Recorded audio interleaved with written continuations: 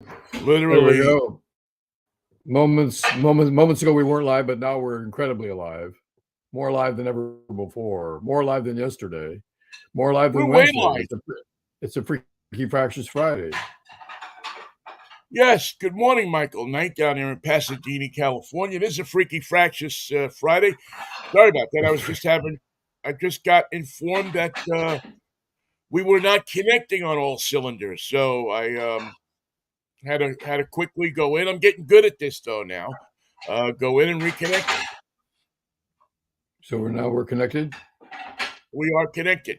We are as connected can be. We are as connected as you could be in Schenectady. What about Connecticut connected? We're connected in Schenectady and Connecticut. And is there a shuttle between Schenectady and Connecticut? You don't really know which way you're going, but you know you're going to be in one of them before you're done. I'm sure that there is a trans Schenectady, Connecticut shuttle.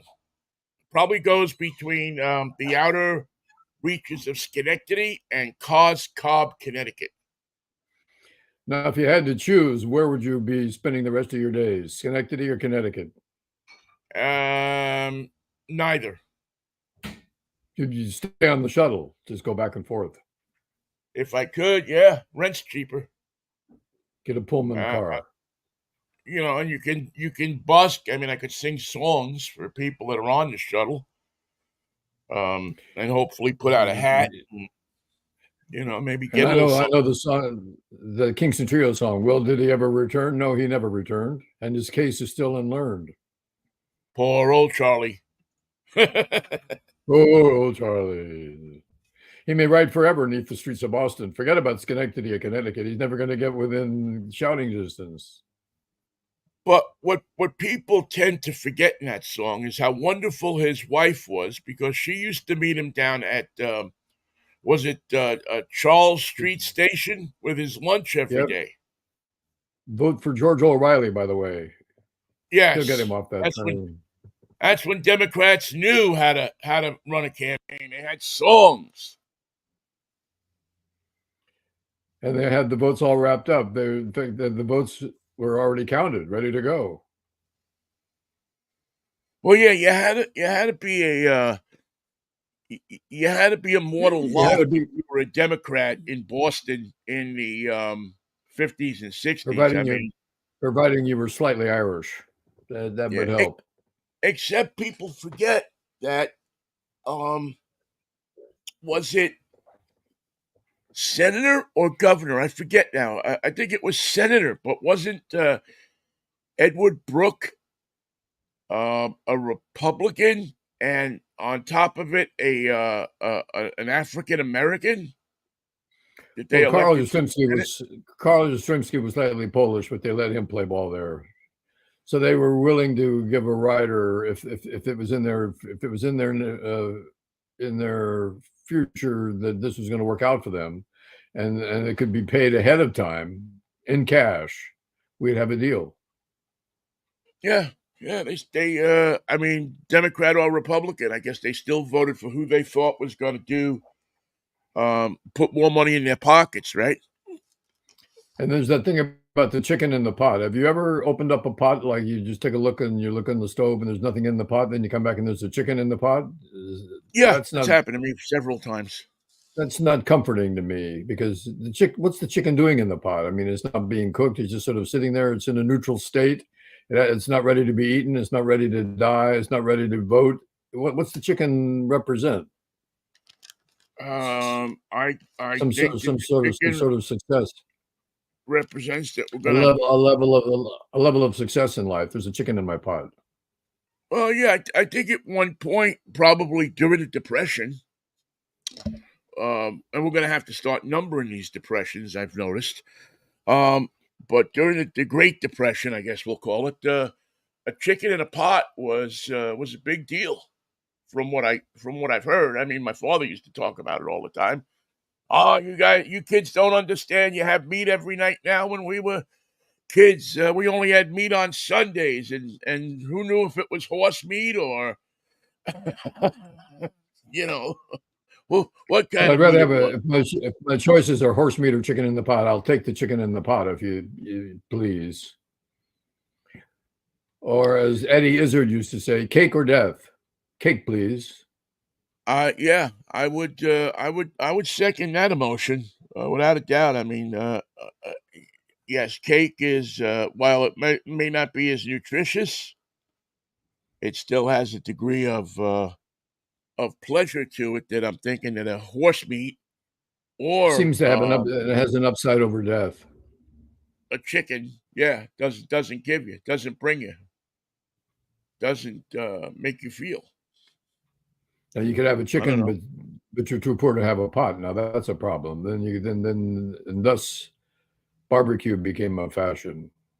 Well, you know, Mikey, that's always one that's made me step back and talk and wonder a little bit too, because there used to be the old phrase, "We were so poor when we were kids, we didn't have a pot to piss in," which It's always just bothered me because why did you feel like you had to piss in a pot? why couldn't you just piss someplace else and leave the pot for the chicken? Well, yeah, I mean that leads to all kinds of questions about sanitary functions. Um, when do you not mix up? I mean, it seems to me that mixing up piss in a pot that you cook your chicken in can That's the wrong be, way to go. Right yeah, away, I see a problem there. yeah, can be a little scary and can Also, be something that, after you've gone to the trouble to piss in the pot, who's going to deal with it then? Now you got piss in the pot. What are you going to do with it? well, yeah, and then there's also the phrase that used to come up often when I was a kid. I had a cousin that used to say this, and I was so happy to see that David Milch wrote it into Detective Martinez's character in NYPD Blue. He used to call people piss pots. You're just a piss pot. That's what you are. Listen, you little piss pot. Let me tell you something. You know, and he used that phrase often, and that made me think. Well, this is a guy that has New York roots because I heard that phrase many times when I was growing up. From the You know same that people who said they didn't have a pot to piss in, they did have one. It was called a piss pot, it was and it their was son. little. Yes, was your little piss pot. So I never understood very well the intersection of all of these different phrases because Chicken they in every seem pot, to a piss pot, and don't piss in the pot, or didn't have a pot to piss in. right. Yeah, I mean they all seem to intersect at one place, And and so you have to ask questions at the beginning of the day to get yourself right. Who's got a chicken? He does. Who's got a pot? He does. Did anybody piss in the pot? Not yet. Well, don't. I haven't got a pot for you to piss in, so don't piss in this pot. If I had two pots, you could piss in one, and we cook the chicken in the other one. But we've only got this one, so just put the chicken in there and no pissing in it. You little piss pot.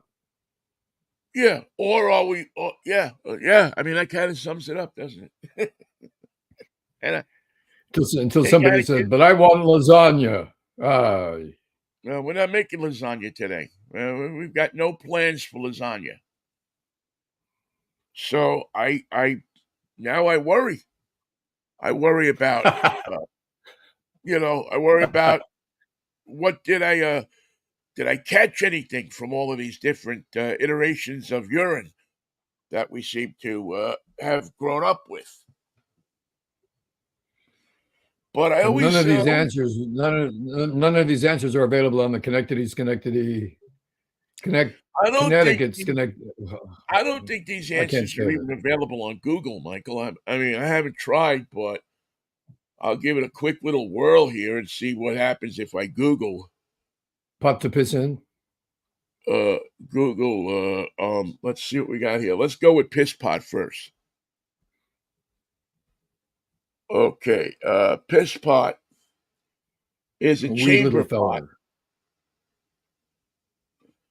Okay, it's vulgar slang and it is a chamber pot, which I guess would mean a little pot that you keep in your bedroom.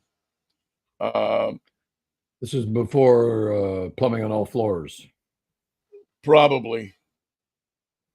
So, where does the noun piss pot come from? The earliest known use of the noun piss pot is in the Middle English period, 1150 to 1500. Earliest evidence from 1440 in Promptorium Parvorium. Parvorum. Piss Well, pot is formed with that's English that's a by little bit ahead. That's somewhat ahead of the Knickerbockers. Yeah. I don't know. Where did piss pot come from? Well, I think we just heard that. What does piss pot translate to in English? Probably Well, I piss think it is pot. English already. I think you don't have to translate it. You pretty much get the idea. And if Right. you're a little piss pot, that means you're not a big one. Now, in the Cambridge Dictionary, uh, piss pot meaning is a person who drinks a lot of alcohol very often. Well, and then has some piss, of course. I guess so. Well, this is Australian English. Okay, that's always with Google. You have to look where you're going here, and evidently a piss pot has a different meaning in Australian English than it does in our good old American English. In I'm still a little in the dark about what happens with all the piss in all the pots after it's been pissed in the pot. Who has to take care of that? A chambermaid takes care of the chamber pot. Not in every household, certainly. no, some people have to toss their own piss. Some people, and you can always tell these people by the growth under their window. Just walk over to the window and throw it out the window. So you can see there are plants that are growing under their window that are, tall and beefy and good And because slightly mutated, yeah. All the nutrients. well, yeah, I would think that piss is good. I mean, I wouldn't want to eat a cucumber off of one of those plants, but I don't because I don't know that nature has a way of sterilizing that. But What did America do with all that piss every morning? Where did it go? How was it dumped? How was it disposed of? I don't know. I mean, they used to just piss into the ground, right? Or into a hole in the ground before they Same thing. invented plumbing. Did you piss on the ground? No, I pissed into a hole in the ground. Oh, well, Well, that's I think different. there's a difference. If you piss onto the ground, it can spread upon the vegetation. If you piss into the hole in the ground, you more than likely will directly piss into the water table. And there goes your tomato plants right there. That's enough to Again, make you get out of Connecticut and go to Schenectady. there's people that probably think that that's a good thing that you piss into the ground and you spread that piss all over the plants because it fertilizes them and it's part of the circle of life, that whole thing. And if you take the right medicine beforehand, it'll deworm your sheep. No extra costs.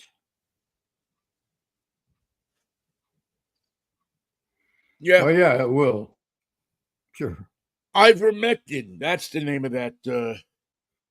That's the name of that tune. I can name that drug in one something, one note. Ivermectin.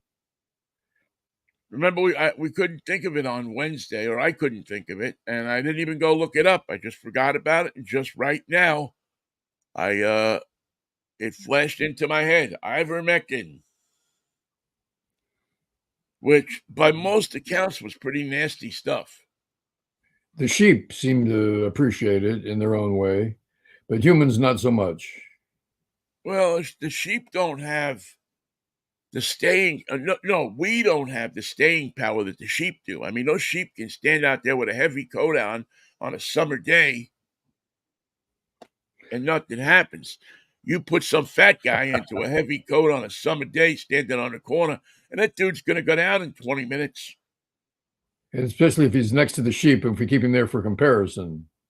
Like Joe Rogan's never been the same since he took ivermectin. Poor Joe Rogan. He overtook his dose, and he's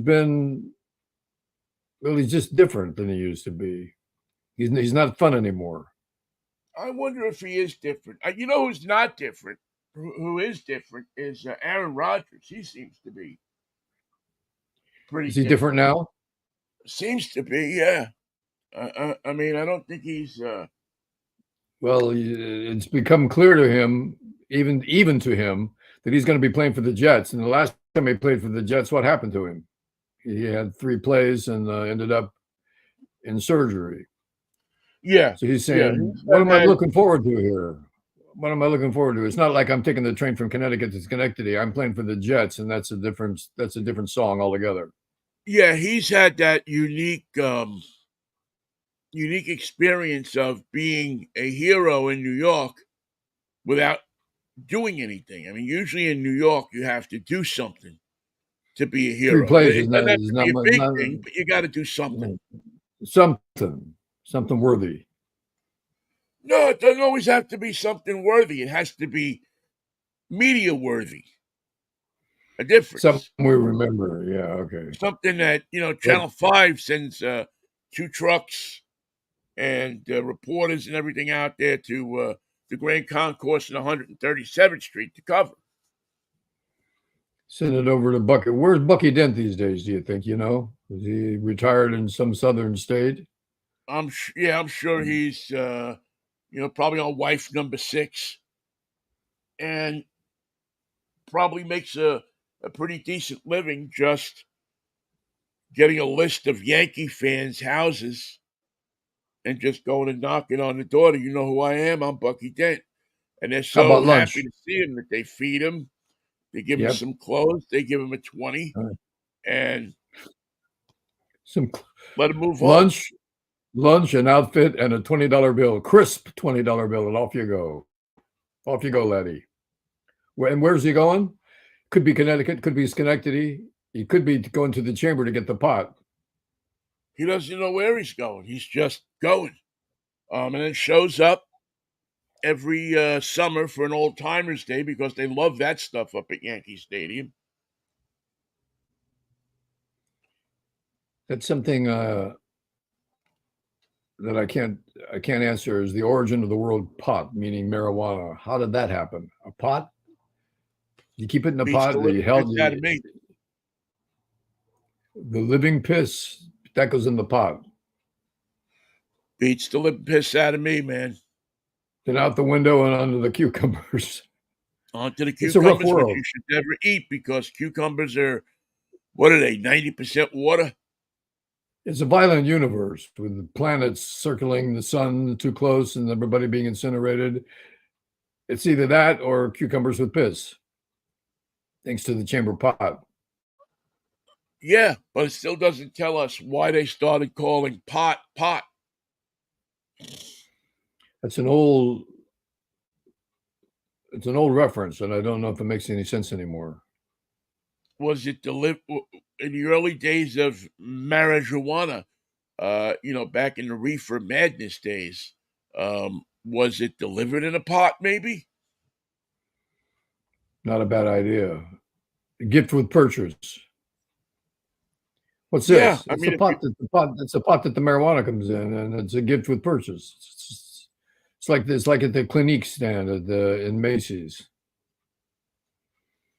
You buy Clinique for your complexion, and you get a gift with purchase. Well, same thing with pot. People forget this, I think, unless you've been around a long time. But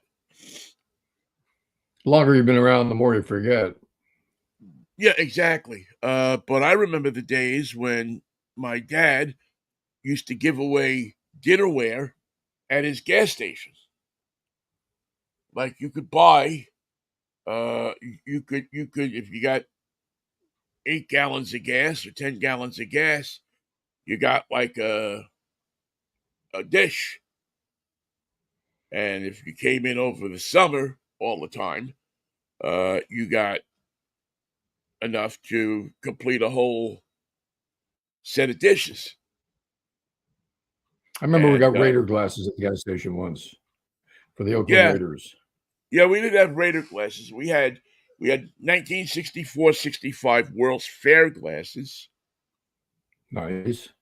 Which were cool. And there were two sets of those. In 64, they had clear glass that had the logo of the World's Fair and a like a pavilion or something on it. Then in 65, they had like a smoky. Yeah, like a cherry lime Ricky glass, with which was a skinny glass that was smoking. It was frosted, and it had different pavilions on it. I actually have a set of the 65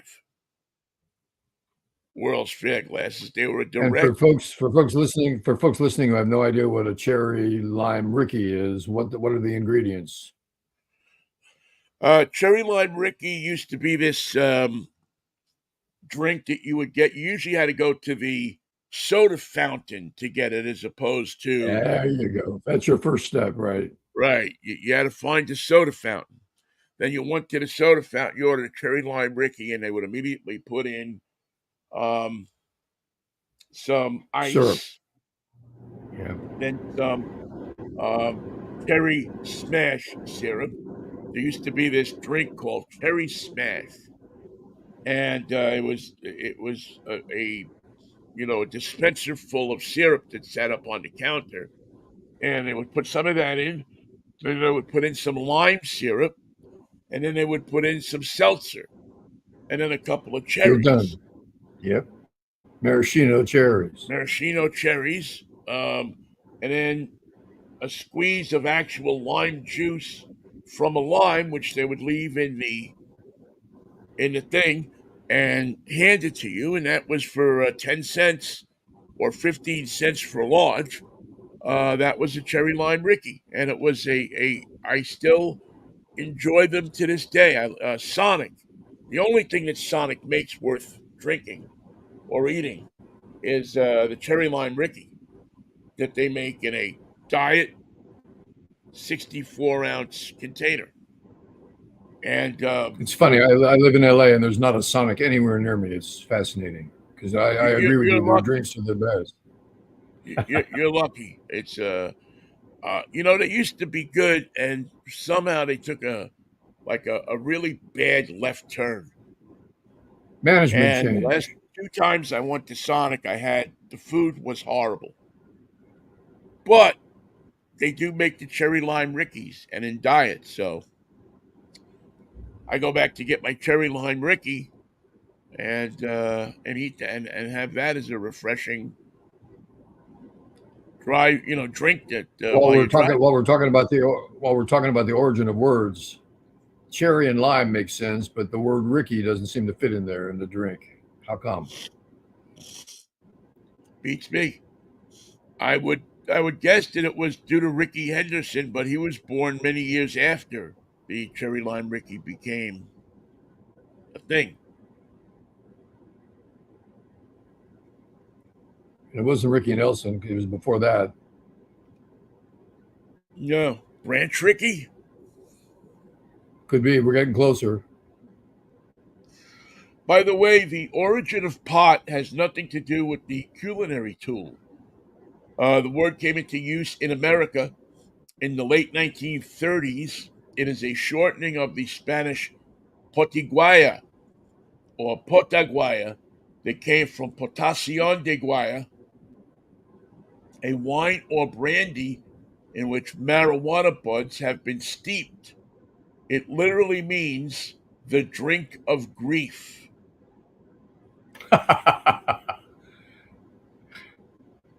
Well, I know the ingestion of marijuana upsets some people. They get a little paranoid, but I didn't know they went so far as to be grieving. Now, the people who have something to grieve about are the people who thought they were going to Connecticut, but they ended up in Schenectady. Now they're upset.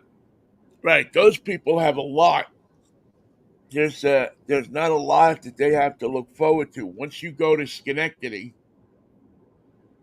get out of Pretty much, the train and look around, it's and like then you break find out your. that you can't get back until the next day. And we can't run these shuttles all day long. That doesn't make sense. It's not. Right. It's not financial. It's not financially feasible. Feasible. We run one up and we run one back, and that's how we do. You'd be surprised how, and you know how many people would leave Connecticut, end up in Schenectady, wait the one day, and go right back to Connecticut. And why? Because they have the shuttle to do so. Right. We go the back way. We don't even go through New York. We go around through Massachusetts. Yeah. I was just checking my geography to see if that was right. That's how you end up. That's how people ended up in Schenectady in the first place. They didn't check where they were going. Well, that's it, because they could have gone to Syracuse. They could have gone to Albany. They could have gone to several different places. They could have gone to the beautiful Finger Lakes. How come so many people who work at ESPN went to Syracuse? What's the deal there? If you ever find a guy the completely annoying sports anchor, you find out inevitably he went to Syracuse. Why? Why are they all? It's the home of the Newhouse School for Broadcasting, which many young people believe that if they went to that school, that they would learn broadcasting the right way and be able to just get a job at ESPN, even if they had no talent. Ah, no, they're right about that last part. They're right And about that. Turns it out they was can get a job if they have no talent. yeah, it was a place to go and it was convenient to Syracuse, because all you had to do was go Because across the quick way and then shuffle into Massachusetts. And when you got to I forget what road it was, make a right and go down to Bristol. It wasn't like going to Hollywood or going to Seattle or even going to New York, where the competition was, the actual New York, where the competition was a lot tougher. If you were in Bristol, Connecticut, you were shielded away from. It was the closest thing I've ever seen. You've been there too, to a company town where and there's only two things in ESPN town: virtually runs ESPN and Otis, everything. except for the Otis Elevator Factory, the testing zone. Right, that shaft, that huge. I mean, it's taller than anything in the whole state, No, it's the and tallest thing in the state. It's longer than the distance between Connecticut and Schenectady, but it's straight up it's in the air. conveniently located across the street from the hotel in which they put you up in when you go to ESPN to work. With They a put you note up. in the elevator saying, "This elevator has not been tested, but we're going to get to it because we have a test facility right across the street." Right, we're testing out a similar elevator right across the street. So what do we need to test your elevator for? Yours is probably okay. Love Boeing aircraft. Yeah, well, yes, they're and I wonder if they're actually well, considering how many Otis elevators are in use in this country, it has to say something for them that they don't have.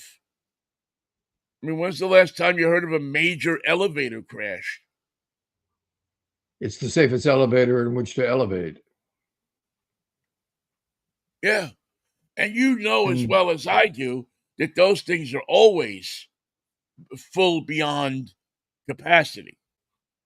absolutely, of course. I mean, when have you ever gotten into an elevator, looked at that card that they have in the elevator that says capacity 980 pounds, and looked around at everybody in the elevator with you and said, I think we're over capacity here. wow. Can I get off at the next floor? Yes, you can. And even then, um, it's still one of the safest modes of transportation. I would have to think out there. Certainly one of And it's the okay. in our building, when someone gets on the elevator, you can't tell from the lights on the indicator if they're going up or if they're going down. So when the door opens, you going up or down, and then instead of looking at you, they always look at the panel. Right. Let's see, I'm going up. This is not a trick question. Are you going? Are you going up or down? Well, it sounds like a trick question. Let me look at the panel. I'm going. Have you I'm going forgotten up. which way you were going?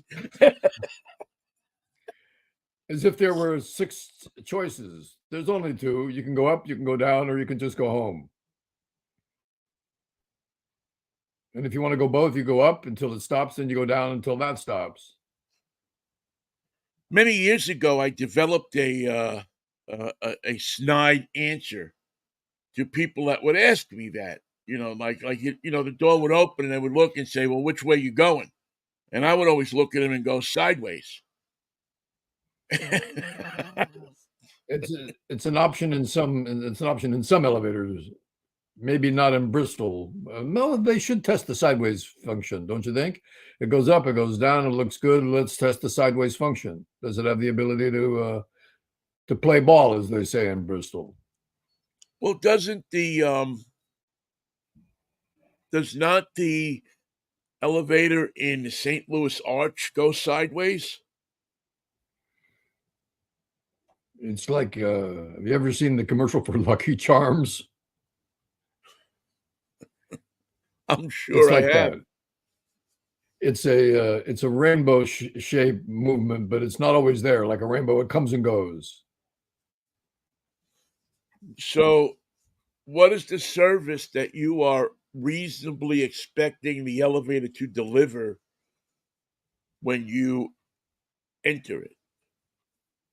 You get on, you ask them which way they're going. Somebody looks at the panel and says, "We're going that way." When you get to the top of the arch, if you don't stop there, you're going the other way. It's going down. You went up, you wanted to go up, so that's good. But now you went too far and you're going down. You don't want to go down, you got a problem. So you got to wait till you get off, get back on, and go back up. But stop before you go start going down, because as it is with the arch, as soon as it goes up, it can only go so far before it stops going up, and then it goes down. Where do you want to get off? Well, I mean, I guess I've never been in the arch. I've been at the arch, but I've never been in it. And I'm thinking that it probably has a system similar to what they used to have at like the 1964-65 World's Fair, where they had Set of elevators. glasses.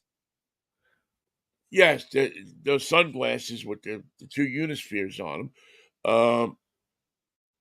But they had an elevator in something there. I forget what it was.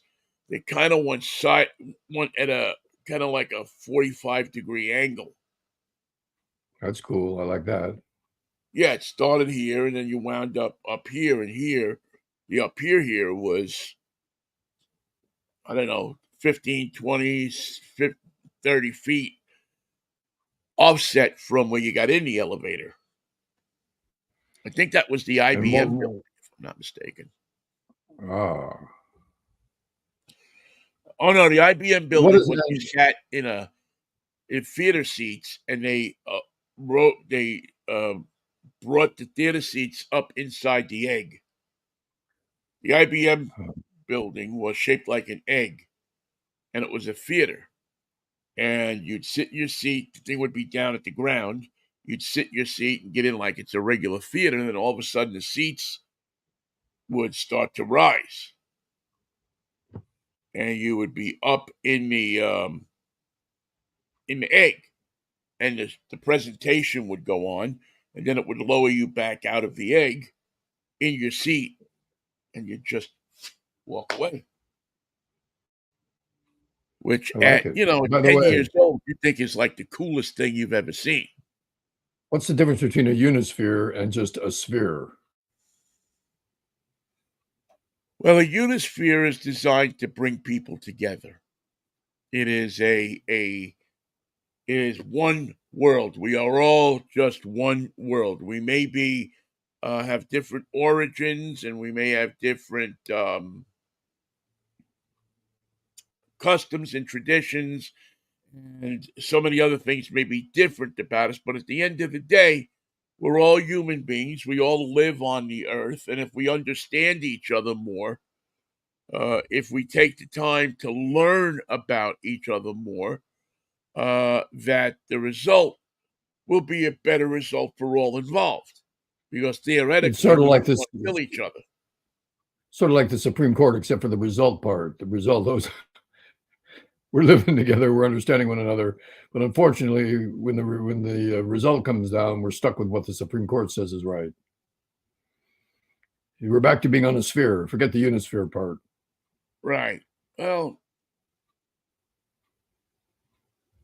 I think they're more the egg, right? They're more sit here on the bench, and then we'll take you up into the egg. We'll show you what we got, and we'll drop down again. We'll show you what we got. I love that. What the hell happened in the Supreme Court today? They showed us what they had. No, not that. It's a Yep, they couple of showed us what they Philadelphia had. lawyers in there showing them what they got.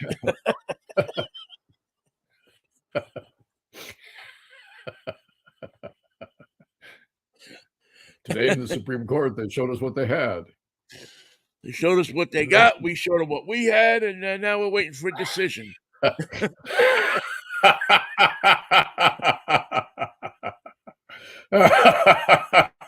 It Oh, simplifies it, but it's just about what happens, right? They, they show you what you got. We show you what we got. We make a decision. let me see what you got one more time, and then I'll show That's you what what you I got get. one more time. And then what? And then we're done. We're done Then we'll here. write it up. Maybe they ought to stay off of the Oh. drink of grief. Well, you mix brandy and marijuana buds. I'm sorry, but you're gonna grieve. There's gonna be some grieving. Oh. Yeah. If you ferment, I guess that would be right. That would be sticking the marijuana in. It's like those people that stick the stuff in the tequila, right? You take the marijuana, you stick it in the tequila, you let it soak in there for a year or two, and then you open it up, you crack it open, and smoke it. And Marijuana is not the best for any kind of marinade. Maybe go with a soy sauce. Go with an oil of some sort. Go with something tasty. But marijuana as a marinade is not going to make it taste better, even if it's a griefy drink. well, I would Now, think that if you had for skink instance, if they weed, made Rickeys, if they made Rickeys with marijuana, think of the level of disappointment. You got the lime, you got the cherry, you got the seltzer, and then you mess it up. You put in a butt of marijuana. If you left that for later, completely unmarinated, unfactored into the drink, you'd be better off. yeah, but suppose you have skink weed, and we've all had skink weed in our lives. We've all had somebody show up with a huge bag of weed that they got for $10. And they open it. The And they first open mistake it, they make is they open it. and you can smell it, down the block. I mean, it's the kind of stuff that they used to make angel dust with. I mean, that stuff, you're looking for any kind of edge on it at all because your friend sold it to you for $5. You're looking to fix it up so you can sell it for 10. And you're in the It's a deal. room there, and It's a deal that gets worse as you go along. The yeah. further I you mean, go what with that can deal, we the put worse in it this gets. to make it palatable? Your options are limited. You can't soak it in cleaning fluid because that'll blow up. put it in ivermectin. Just don't do Don't put it that. in Never mind ivermectin why. because then all you'll be able to sell it to is Trump followers. And do not take it in your luggage on the Schenectady, Connecticut shuttle because that's a non-starter. You're just gonna cause a lot of attention you don't want. Right, and the angels dressed in white there, the Gestapo will the Trump Gestapo will pull you over and Take your confiscate your stuff. take your stash, and they've seen it all, so they know what they're doing. Yeah, yeah. I mean, they know what they're doing. They're tried and true Republicans. We forget that it was Nelson Rockefeller who launched the war on drugs with the life imprisonment for pot dealers. The Rockefellers still have their giant ranch in Brazil or Argentina, wherever it was. They had a monster ranch. It was like there was every other cheeseburger at McDonald's came from a Rockefeller cattle ranch in somewhere in the world. The exact Well, they all location was never seem made to clear have to me. something going on down there, didn't they? I mean, Rockefellers had the ranch. Henry Ford had a gazillion acres of land down there where he built an entire Ford City and was building cars down there on this huge compound. I'm trying to think of. I mean, obviously the Sugar Kings had everybody seemed to have Plantation. something going on down there, and the only people that were benefiting from it really were the politicians who were corrupt. And the And piranha. The piranha loved it when Europeans and Americans would come and they'd say, "We're going to build a bridge right here. Let me show you exactly what I mean. I'll just stand here and point in that direction." And that would be the last they ever saw of Bob. what happened to the You're guy not who going to used to see him live there? anymore. Won't see him What anymore. happened to the guy he was just here pointing across the river? What happened to him? No say. He's gone. He showed us where it was, and that's all we needed him for. He was with the Supreme Court. He came in and said, "Show me what you got. I'll show you what I got." And the piranha said, "Wait a minute. We got something to say." It was kind of I don't know if you listened to any of it yesterday, but it's kind of what it sounded like, right? It's, show me what you got, I'll show you what I got, and then we'll go from there. And Coney Island kept saying, "What would be so wrong?" Acknowledging that it was going to be wrong, but what would be so wrong about it? That would be bad. That would be terrible. But what would be so terrible about it if it happened? What if it did happen? Would it be so wrong? Would it be so terrible? Would it be so awful? She never answered that question. She just posed it. She's a hard bird to figure, isn't she? Well, she doesn't sound like a lawyer. She sounds like Like a mom. somebody in front of you at Costco. Yeah. Yeah, it's almost like it isn't all yeah, these all really smart people. And I'm not saying she's not smart, don't get me wrong. But you have all of these like kind of very well read, very intelligent, very with it people for their field. I mean, I'm not saying that they're not on the level of Dorothy Kilgallen and Arlene Francis, but they're No, they're let's not be ridiculous. Of course not. Yeah, right. they're in their own league. Right on the pulse Yeah. of what's going on, and it seems like it seems like she's like reading the Inquirer at the checkout line. And being engrossed with the headlines. Right, right, and going, well, why is it this way? Why is it that way? Why is it this way? Let me show you what I got. But first, you show me what you got. No. This is not how it works. The prosecution always goes first. Which brings to mind one of my favorite words, Stugatz, but I'm not even certain what that means. Well, it's one of those multi-purpose words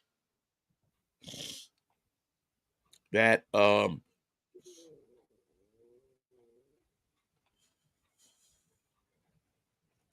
that you could use to insult somebody, that you could use to show people your sexual organ. Hey, Stugatz, and you grab your penis and you shake it.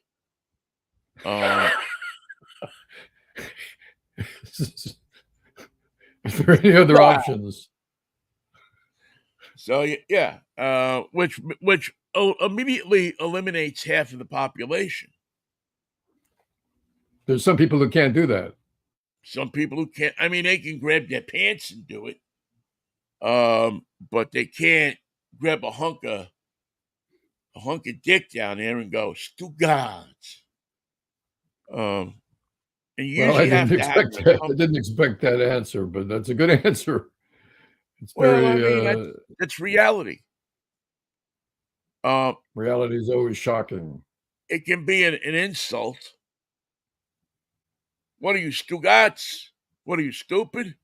You could call somebody, hey, Stugatz, get over here. You know. So it's one of those words that have. It's like the Italian version of supercalifragilisticexpialidocious. I was going to say aloha has many meanings, but none of them quite add up to Stugatz. Right.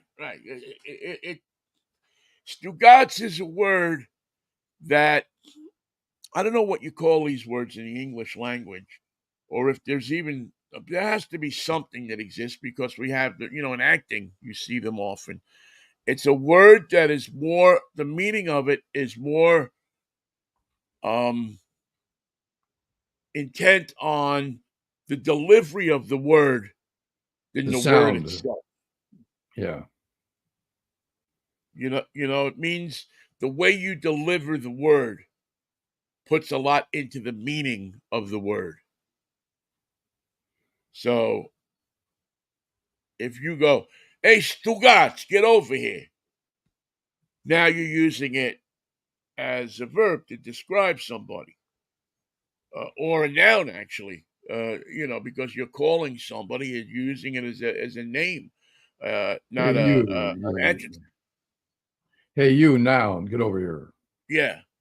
But then if you're grabbing your dick and say, hey, Stugatz, now you've put it into that insult territory. I think so, definitely. It's not. It's in the them as fighting words territory. I'm sure that more than one person's gotten shot aloha means after love uttering the and word hello and goodbye. Last thing they ever said. Yeah, I'm sure you can find several people that have been in a place named Joe's or Umberto's or Tony's or even Lenny's. The Otis Elevator Training Facility there in Bristol, Connecticut. Last word ever said by Vinnie, who used to run the place, was Stugatz, and then that was it. That was it. Yeah. Next thing he was doing at Rosalind Shays. He was what they call in Washington deep fake. He was in the deep state of the deep fake.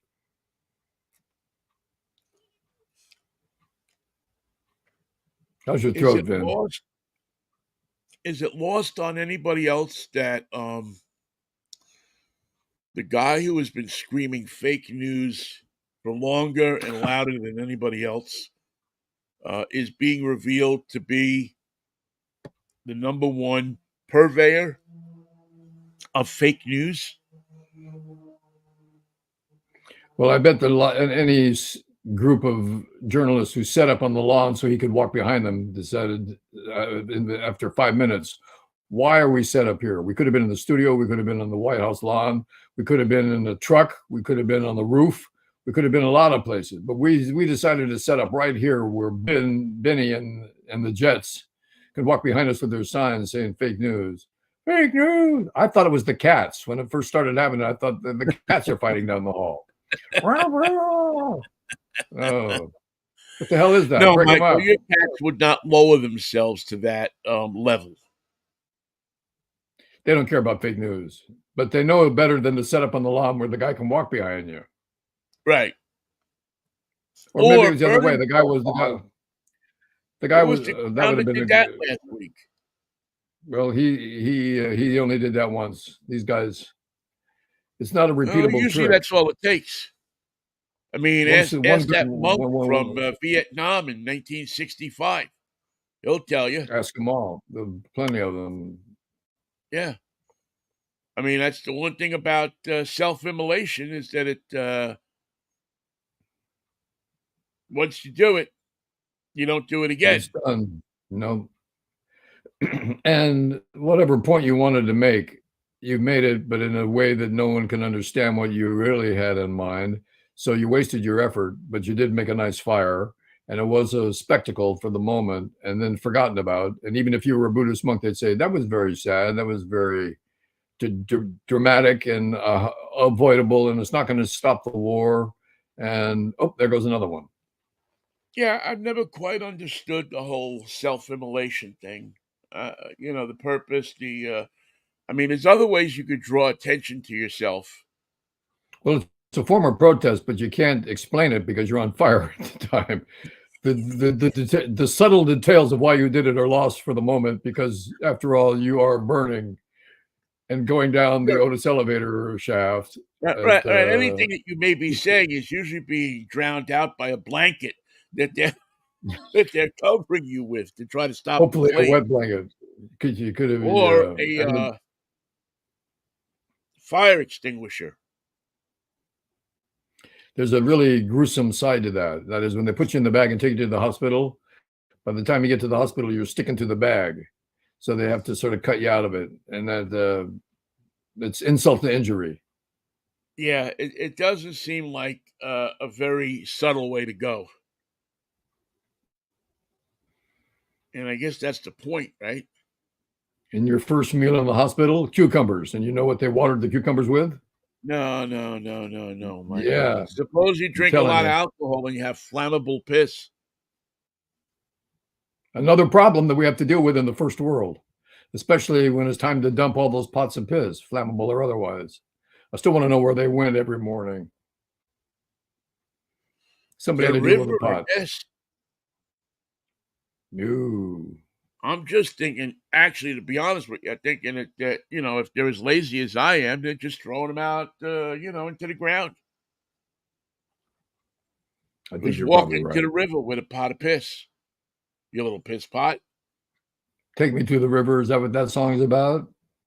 Dumping the piss pot? Could be. Lead me to the water. Yeah, okay. It definitely seems like it has something to do with that genre of farming, I guess. Now, if you're in a state, for instance, that doesn't have a river handy,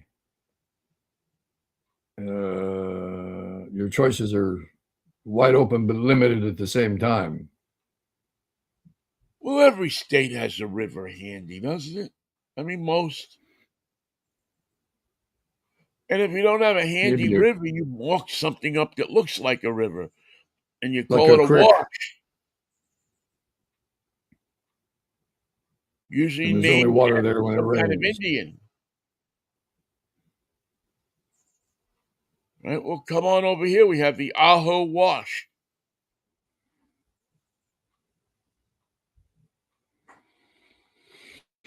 No wonder the Indians didn't use pots. They didn't piss in pots. Oh, I think I don't know what they pissed in, but I think that I think that they used pots. I mean, those clay pots. They made those clay pots and they put the corn in the water and whatever else it was that you put in there and made a nice little meal.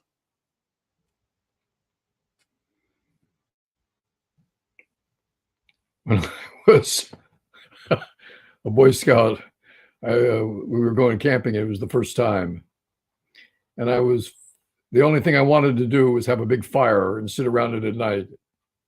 That was my idea of camping: big fire, sit around it at night. And we got to the campsite, and the scoutmaster said, "Everybody, all the patrols, build your own latrine." I'm going, no, no, no. We don't want separate latrines. We want a big one that we can sit around at night. I thought latrine was the technical word for bonfire. Anyway, my suggestion did not go over very well. Yeah, sure. We'll get a big latrine and then we'll sit around it at night thanks to you.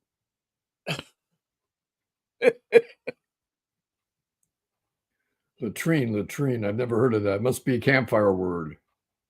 A latrine? It's a turlet, ain't it? It is a turlet. It has none of the amenities of a turlet. It's just a hole in the ground is what a latrine is. Yeah. I mean, there's no. I mean, you got to squat.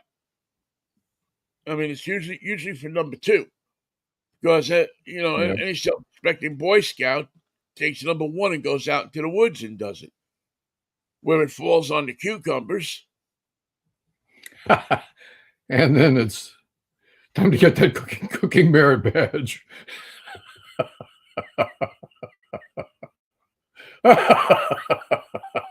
Oh my God. So have you heard this story about Luke Little? You know who Luke Little is? Does the name ring a bell? Sounds like a country singer. Well, he's probably gonna be 6'8" tall. He's a left-hander, and he's got a fastball that hits about 97 miles an hour. So guess what he does for a living?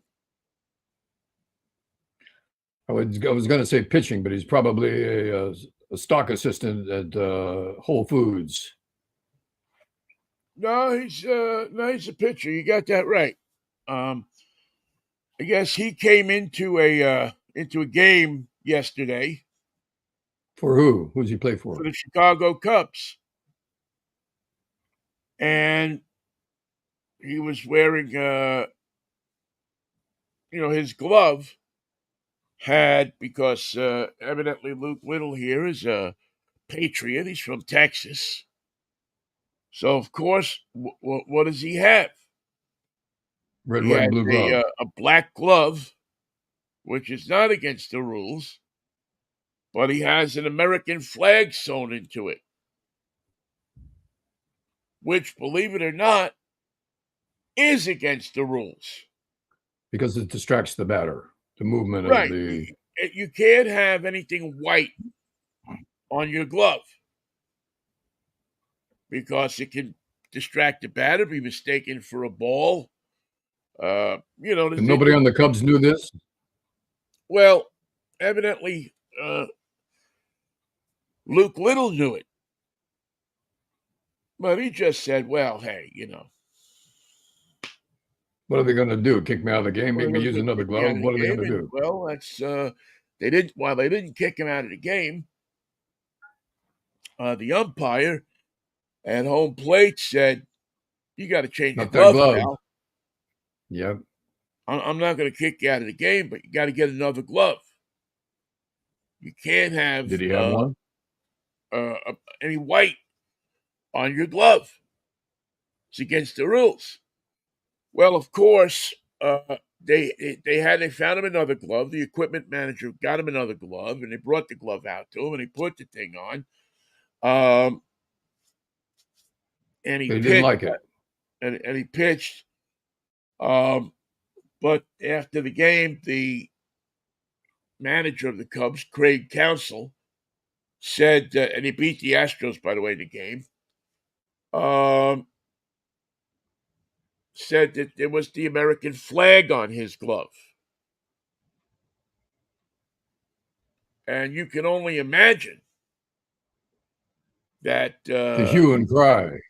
Yes, that now you have every politician in town going to get involved, saying, well, my God, he has a right to have the American flag on his glove. Not by the rules of the National League. the rules of the game are that you don't.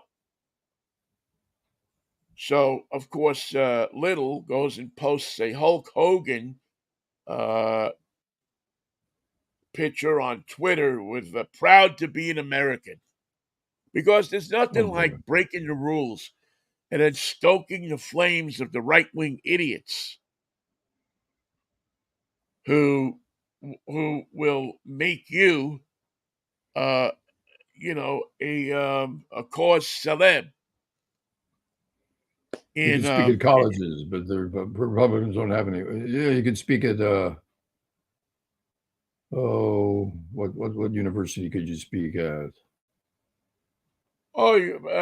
probably Liberty University, right?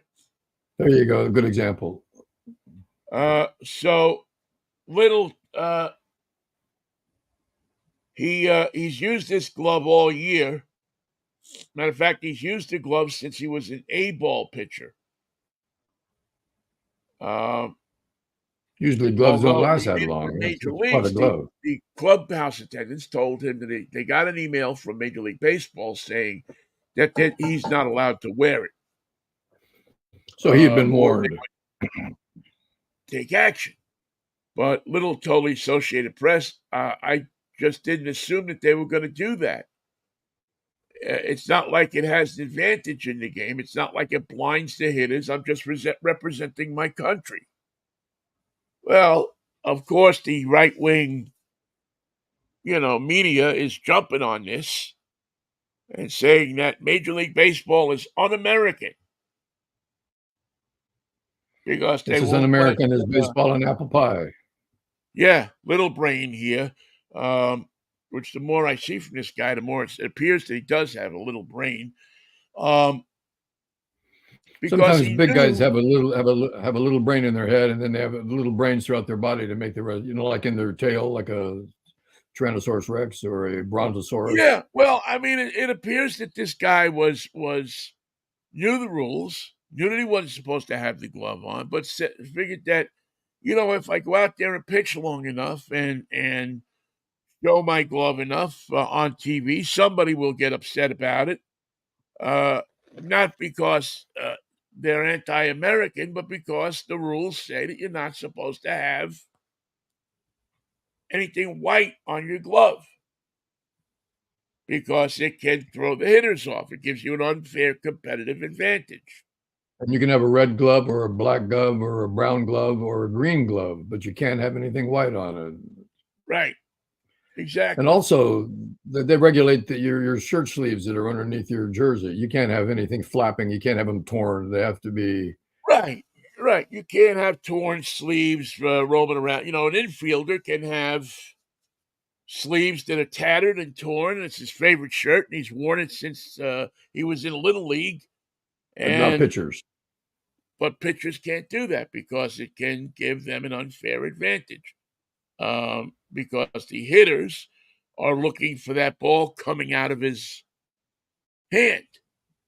That's their initial point of contact, eye That's where you contact pick for it the up. ball. It's how they pick it up. It's how they figure out when to swing the bat. And if if you have stuff dangling or the same color as the ball, it can throw them off. And they don't want pitchers to have that kind of advantage over a hitter, which I've never had a problem with. God bless them. If that's what they think is going to make life easier for the hitter, well, we've already put the hitter at a distinct disadvantage in so many The old ways. the old spitball pitchers used to put their glove to their mouth after every pitch. Sometimes they'd spit on it, sometimes they wouldn't. Is that an illegal move now? Can you bring your glove to your face in your Can't windup? touch your mouth. You can't go to your mouth while you're on the mound. Right, If you Ben. go You're off right. the mound, now you can, under certain circumstances, get permission to go to your To mouth blow in your hand or wave all your hand. day. Yeah, right. Right. You can blow on your fingers. You can, there's a couple of things that you can do. But if it's a regular, normal, sunny, regular afternoon, at the umpire's discretion, he can, he can say to you, "No, you can't go to your mouth today. Can't do that. That's not good." Not today. We're in the dog days of summer, and we're in Cincinnati. It's 120 degrees. Yeah, there's no reason you really need to be going to your mouth. So it will now be interesting to see where this goes, and if it's picked up. I'm sure that within the next day or so, our furry ex president will Become a baseball fan. will have this. Yeah, this will be a cause that he will pick up. I'm sure. He already doesn't like the Cubs owners because what was it in 2016 or 2017? I forget. They donated a bunch of money to Hillary Clinton, and That's not going to work. he went off on some tweet about when he was still allowed to tweet about how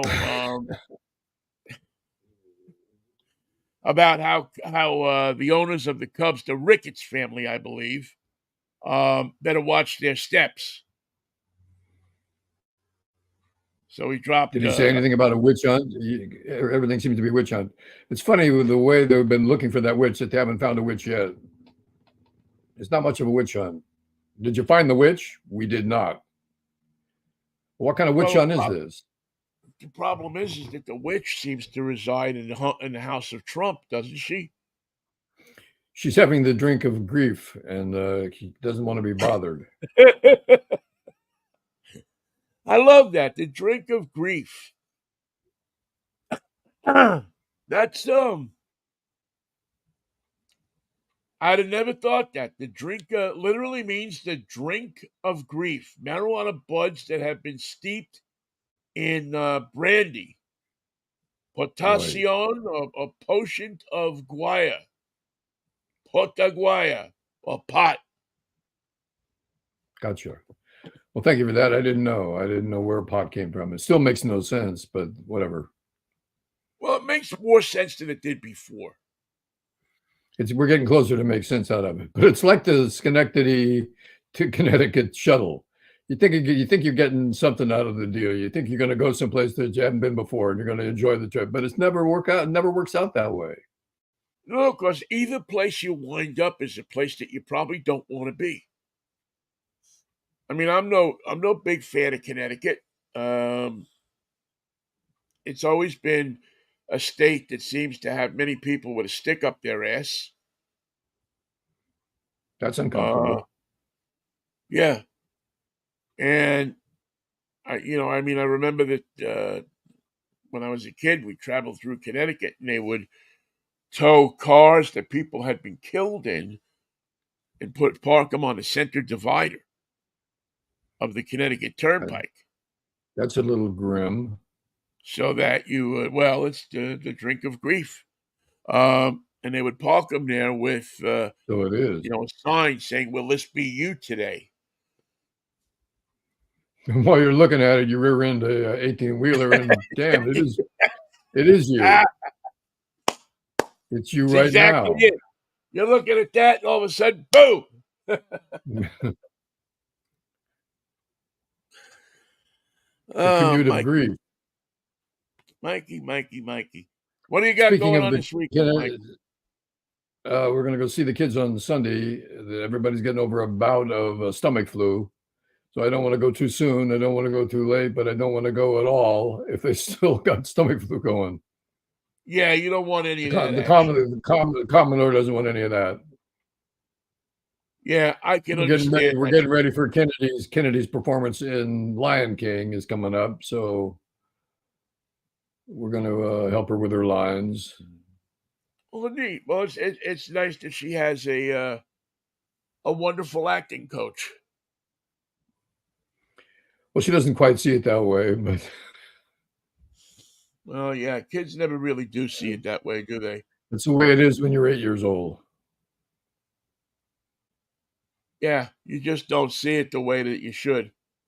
Although some kids do. I mean, I guess it just all depends. What are you on driving, Vinny?